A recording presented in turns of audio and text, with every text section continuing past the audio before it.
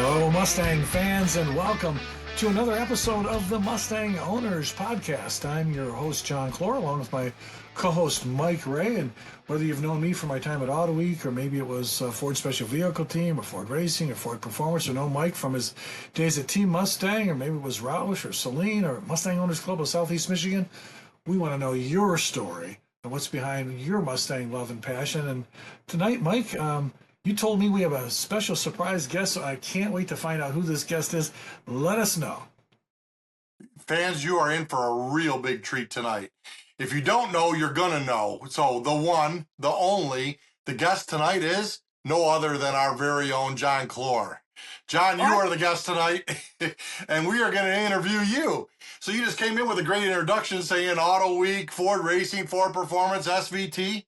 Let's hear all those stories right now. But let's first start with, let's start this. Fair. I know you got a real good story from when you were a childhood and your hot rod brother on Woodward. So tell us how you got involved in the whole hobby and in the car scene in general. Well, Detroit kid, born and raised in the city of Detroit, East Sider. Sorry, Mike, I was on the other end of town. My dad was a Detroit cop, and my brother Jerry was a Woodward street racer. So you can imagine the dynamic in my family when John came along behind Jerry, and they thought I was going to be like Jerry. Wear the black leather jacket. He was in a club called the Piston Pushers Detroit. He had it on the back, Piston Pushers jackets. He hung around with my soon-to-be brother-in-law, who stuffed a Hemi in a 5-window Ford 32 Ford Coupe. Wow. And they used to race up Groesbeck. That Hemi was so quick off the line, when he took off, the rumble seat trunk lid would fly off, and I have to go on the street to pick it up. And so my brother, he was a cop's son should never race on Woodward. He got himself into some trouble, and so unfortunately, he had a FE 312, and he built my dad's big Mercury Monterey, and he ran against big Dodges, and then he blew that up, and my dad said, "That's it. No more trouble with this kid." So he bought him a Ford Falcon, much like the Jay Leno story, Mike. His dad bought him a Falcon. Well, Leno rolled his Falcon. My brother bent the doors off of his.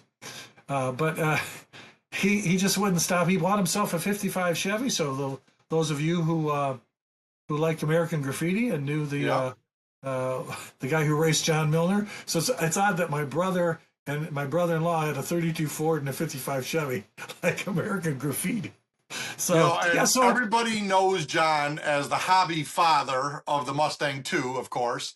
Yeah, but what was your first Mustang, and then how did you get into the Mustang IIs? That's a legit question, but my dad didn't want me to follow my brother's footsteps. So me buying a Mustang, that was my favorite car, came out. I also fell in love with the Mercury Cougar. I saw my first, I really fell in love with a dark Highland green 68 Fastback that pulled into my backyard. It's a friend of my brother's, and he parked it there because they went fishing for the weekend. And I just was all over that car. And another friend of my older brothers had a Mercury Cougar XR7 parked in my backyard. So I loved Mustangs. And my dad, of course, was a Detroit cop that drove Plymouths and Chevys. So the last thing he wanted to drive when he gets home is that. So he bought a Ford. And when he got promoted, he got a Mercury. When he made sheriff, he got a Lincoln. So we were a Ford family. But because of my brother Jerry, no Mustang for me. My first car was a 57 Ford 4-door because it was big and heavy and it was slow as a dog, a 292 two-barrel. Mike, to go to school, I had to flip the air cleaner upside down so it sounded like I had a 4-barrel. Nice. Everybody had the Mopars and the Mustangs out rolling their 5.0s, but not me. I couldn't do that. So I went to Wayne State University in Detroit, and I told my dad I'm going to save my money. I want to buy a car, and sure enough, what do I want to buy? My brother and I got together, bought a 68 Fastback, and worked on it. We got the paint done, a dark burgundy, Mike, with the black interior, but he took it to his high school reunion and totaled it, and I never saw that again. He wound up buying a Fox body, a little white Fox body notchback, but I wanted to get a Mustang, and I told my dad I wanted a 69 Mach 1.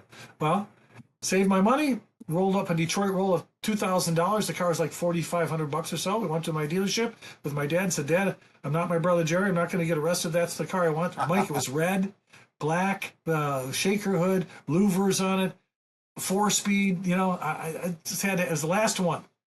I think the 70 model year was coming out, or maybe it was the 70, and he said, he gave me the cop face, Mike. He goes, "You want that?" Mustang, what do you want that for? So what do you say when you get the cop face? Well, I said, I was caught off guard. I just said, Yeah. well, I want it because, well, I didn't want to say because it's fast. And I said, well, because it's red and it's got a 4-speed. That's what. So you give me, how much money you got? I said, $2,000. I worked at a shoe store selling women's shoes at the mall. And I know how hard it is to save $2,000 and Yeah. go to college. So I gave him that money and walked away. And I said, please let him buy it for me. I just want that Mach 1. Well, he came out and he said, well, let's go. I said, we're not getting the car? He said, yeah, we're getting the car. I said, well, it's not moving out. Yeah, they're pulling it out. No, Dad, it's this one here in the showroom. They pulled out a red 4-speed Pinto. Kind of like the Chevy Chase in the movie on Vacation, right? He paid Pull cash for something it. else out that you're not expecting. Oh, you think you hate it now? Wait till you drive it. Yeah. That is great. So, Well, but how did you then get again- into your first Mustang too? Well, because knowing that it was me and I met a Ford guy that told me, oh, the Pinto's got a 2-liter in it. I raced Formula 2000. I got a full race 2-liter. Why don't you swap it out? My brother-in-law with the Hemi and the 32 Ford, he helped me swap in a full race, 4-side draft Delorto, 250 horsepower 2-liter into a brand new Pinto. Wow. So That what is did I crazy. do? I went and raced on Woodward. I was known as the Poison Apple. Nobody could catch me from the first quarter. E-Corvette V8s, nobody. They swore I put a small block in it, and they'd catch me when their V8 would catch up. But that little thing would run high 14s, and smoke the tires all the way down the track till I kept blowing it up. Racing at Detroit Tradeway, I got a trophy here in my office, and I kept blowing it up. My wife finally said to me, "Why don't you just get a car, that's made for that?" Because even the junkyard guy, when he kept blowing the transmission, said, yeah, you got to do something because you got too much power for the transmission. So we put a V8 in a Pinto and we pulled the wheelie and popped the windshield out. Just buy a car with a V8. Well, it was 1977. And what Mustang? Now I'm married. My dad can't tell me what I can buy, right? Right. So I saw a black and gold Mustang 2 Cobra 302. And eventually it came out with a manual transmission, Mike, and I fell in love. I wanted that car. It's a Mustang too. It's only got, it's a 302. It's got torque, and the horsepower was just smog. I know what the Ford racing catalog was. A 5.0 is a 5.0. Right. My wife agreed that we should buy the Cobra. We bought the Cobra 2. Unfortunately, I bought it in 77 and a half, and even though it had black with gold stripes when I ordered it, it came with those big billboard stripes that said Cobra on the side. Yeah. That's why they're known as the billboard cars, right? It was a billboard Cobra, and I fell in love with the car. And as I went to college and my boys were born, my dad came up to me and said, "You're driving a hot rod Mustang. You want to put a Roush motor in it? What's wrong with you? You don't have a crib or bassinet. You have babies on the way." So that's when I sold it to my kid brother-in-law and bought a minivan. I had to wear a Nixon mask to drive a minivan, Mike, because my kids eventually grew up, played hockey.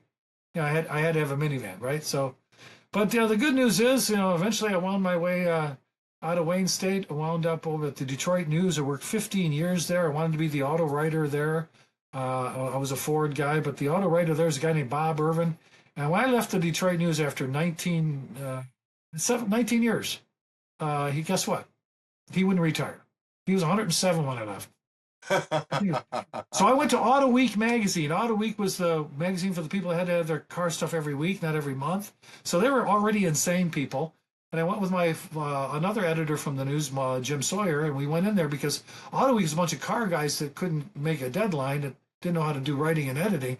We were a bunch of newspaper guys that knew deadlines but didn't have any fun playing with cars. So we got to do both at Auto Week. It was down at the foot of the Rensen when Ford was right in the Rensen there, Mike, remember? Yeah. Henry Ford II built the Rensen, and now it's GM World Headquarters. Yeah. Talk about the irony.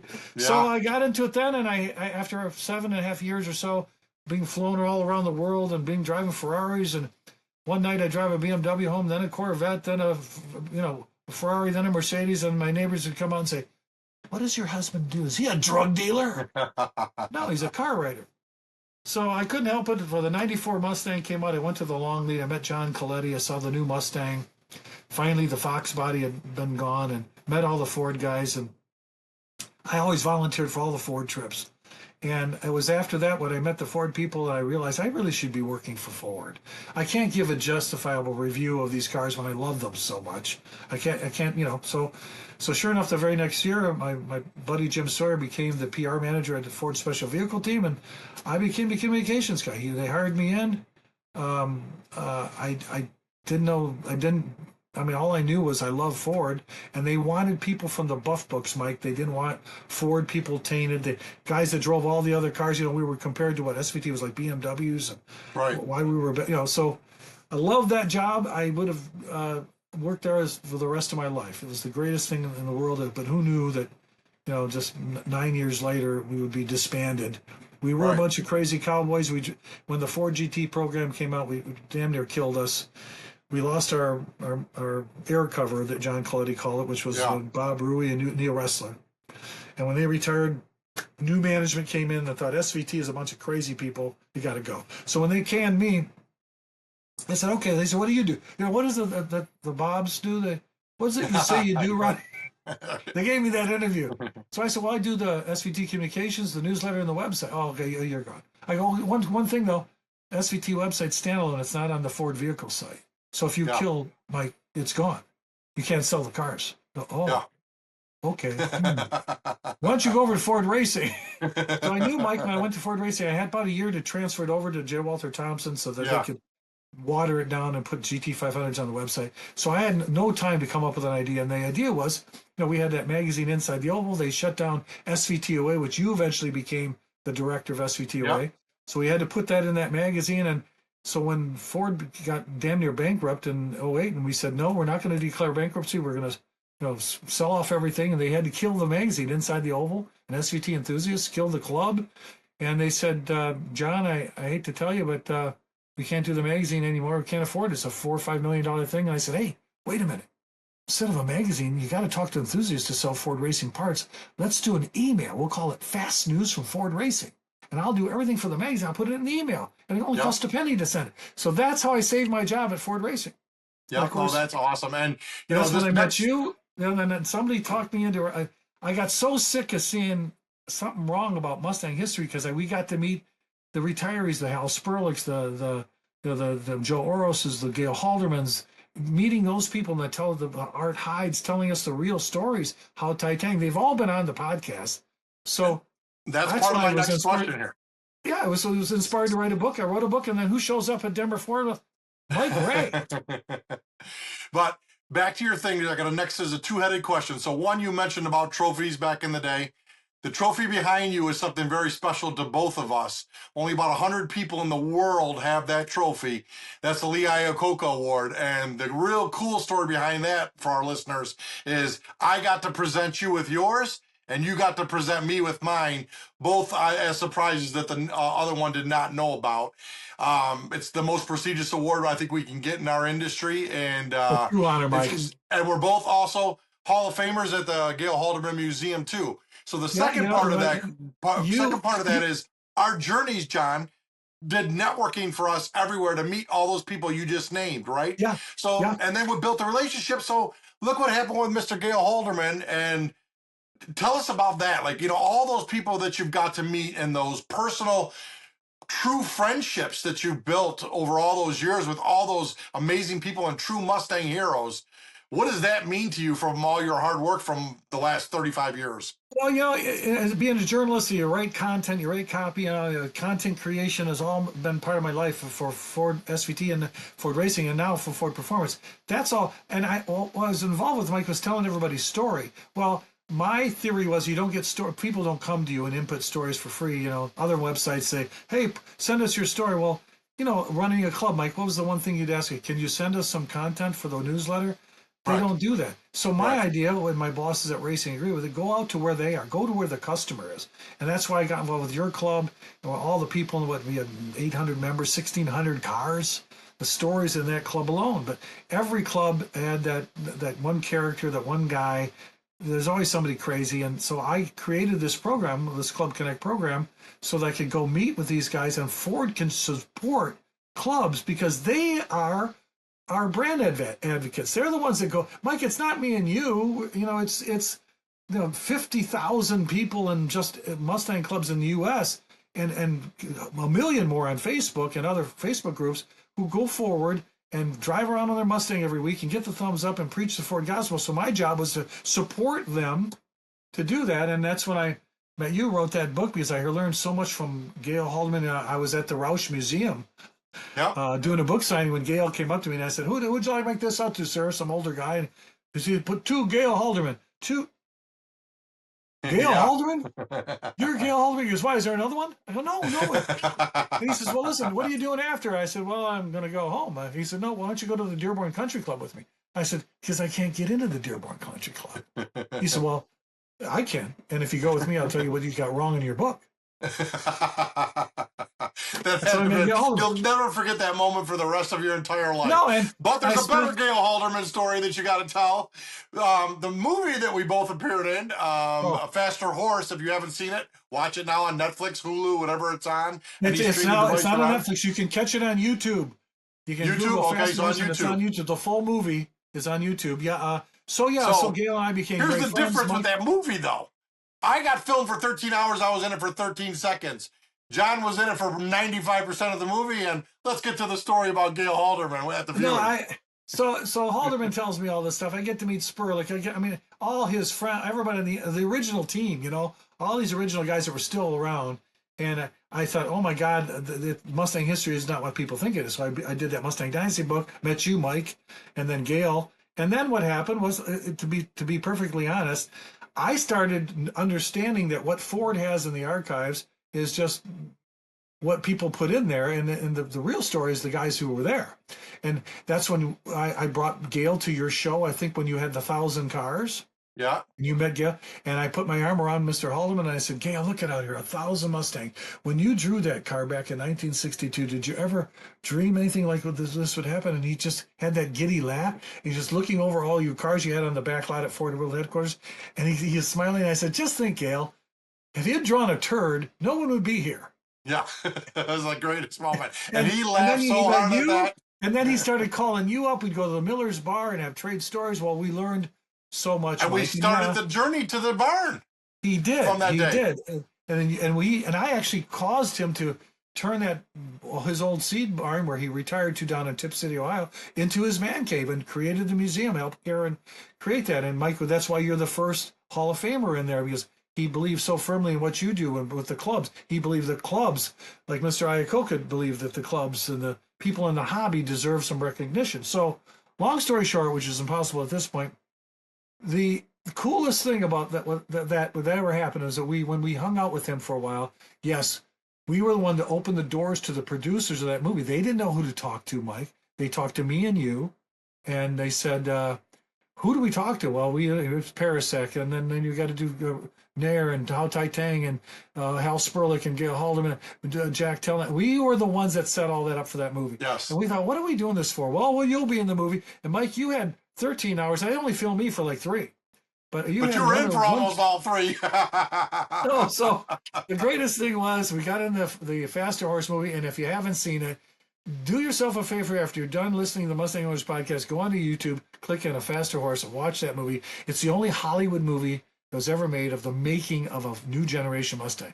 Some people call it the Dave Parasak story. The only sin, Mike, is that Raj Nair his footage was not in the movie. It should have been. Right. Yeah. But so Mike, you had a great cameo. I thought I had a cameo, but I had like 2 or 3. So when you watch the movie, you'll see that I have my Mustang clock that went off at Ford Racing is in my office. Which was here. my car going off. Yeah, that's right. That is my car going off. They can't stand it. But I was brought into the cameos because I guess I spoke in sound bites. I don't know. And so we go to preview of the movie with the Ford family and all the engineers and Parasak and Henry III and Bill Ford. They're all there. Edsel II. They're all there. We watch the movie, and I'm walking down the steps with Gail, and I'm thinking Gail would say something pithy.